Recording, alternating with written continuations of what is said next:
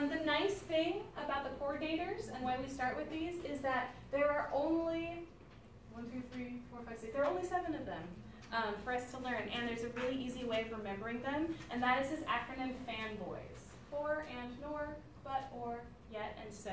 And you know these words already. Chances are you use them on a daily basis, but you absolutely are going to have to memorize the fact that only these 7 words are coordinators. That's going to be on your test. So your test is going to say something like, and this is way in the future, this is like weeks from now, but your test is going to say something like, use a coordinator to join these 2 sentences together. And you have to reach into your memory and go, okay, here's all the choices of coordinators, only these 7 out of any other joining words. And I have to choose the one that expresses the most logical, appropriate relationship between these 2 ideas. Okay, so another thing to think about is that coordinators can combine words, phrases, or clauses. So, for example, you can have something like, I went to the store and I bought a loaf of bread. So that is where we're using a coordinator to join 2 complete sentences together, right? You could kind of break those in 2. The sentences could stand on their own, but we decide to use a coordinator to bring them together, to combine them. But that's not always the case, right? You can say something like, my sister and I went to the movies this afternoon. And the and is just putting together our compound subject and saying that we both did the same action. So, all that to say, the reason that you need to get that straight is you have to be able to tell when your coordinator is joining together 2 full sentences or 2 independent clauses because it has a specific type of punctuation that it takes. So, here are 2 examples. What is the difference here? Yes? The comma. The comma. Why? Yes? So it makes you stop to change the connections, make the connections. All right? Yeah, I think so. It's a good interpretation. It's signaling to you something, that's right. for sure. Yes? That they're 2 separate, they can be 2 separate sentences? Yeah, absolutely, Jordan. A pause in the sentence? So, you know, a lot of times people say that, right? Like, a comma indicates a pause in the sentence, and I would say that's true-ish, but just because you feel like a pause should be there is not a good enough reason to always put a comma. So we have to know grammatically and structurally what our comma rules are, and sometimes it happens to line up with where you feel a pause, but sometimes it doesn't. Are they 2 separate thoughts with things happening? Yeah, good.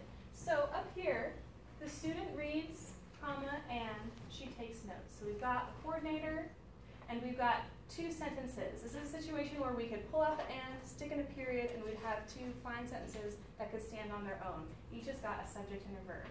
So in that case, we always have to put the comma before the coordinator.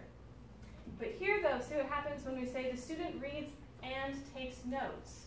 We've got, on the one hand, over here, a subject and a verb. We've got a full sentence, the student reads. However, on the other side, what are we missing here that makes it not a full sentence? She. A subject, yeah. So, for the simple reason, of course, that this subject is doing this action, and she's also doing this action, right? So we don't really need to restate the subject. It would be a little redundant, right? A little simplistic. And so we can just take it out. But if we decide to take out the she after the and, we have a situation where we don't need a comma. So if you look on your coordination help sheet, it has that at the bottom. However, an easier way, I think, of conceptualizing this and remembering it, if you turn to the back of your help sheet, I'd recommend writing this, is when you've got sentence here, and a fanboy here, and another sentence over here, you need the comma. However, if you've got over here a fragment, fanboy, and then a sentence, you don't need a comma. So what do I mean by fragment on this side? Is missing a subject or a verb? Right. So basically, this is not a full sentence because it's missing subject or verb. It usually has one of those things, but not both of them.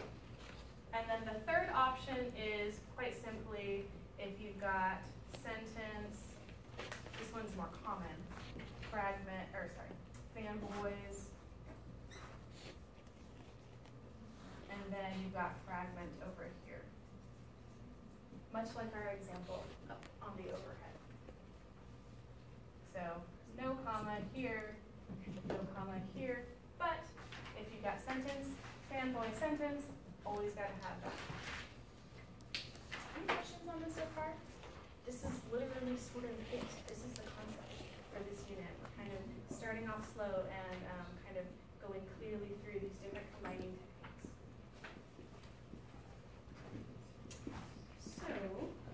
So now I just want to go through all of our fanboys so we can be on the same page about this idea of logical relationships.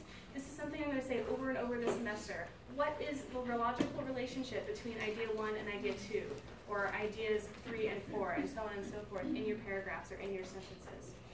Yes, Janet? Is this on Blackboard? It can be if you would like it to be, yes. Can you put it on Blackboard? Sure. And then know also, of course, that this help sheet is going to be your friend while you're doing your homework too. Yeah. Okay, so we already talked a little bit about 4 and the logical relationship that it shows us. The interesting thing about this one, I think, just like this little kind of detail, is that a lot of times we're used to saying cause and effect when we're talking about this concept of causation, right? The cause comes first, and then the effect is observable. However, when we're using 4, we're using it in the reverse order. So the effect comes first, and then we're explaining the effect through identifying what cause is. So the driveway was muddy, for it rained all day. In other words, it wouldn't make sense for us to switch that around, right? It rained all day, for the driveway was muddy.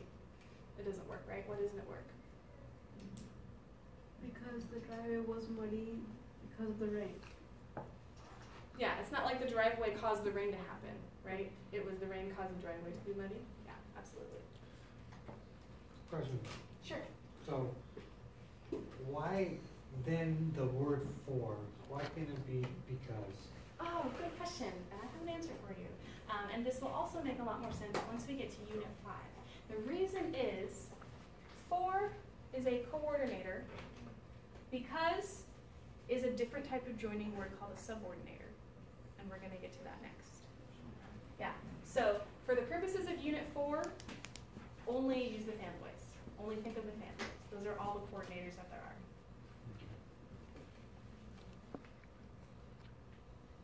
So oftentimes 4 can be substituted with because, but just know that because is not a fanboy, it's not a coordinator, it is in fact a different type of joining word that has a different kind of set of templates.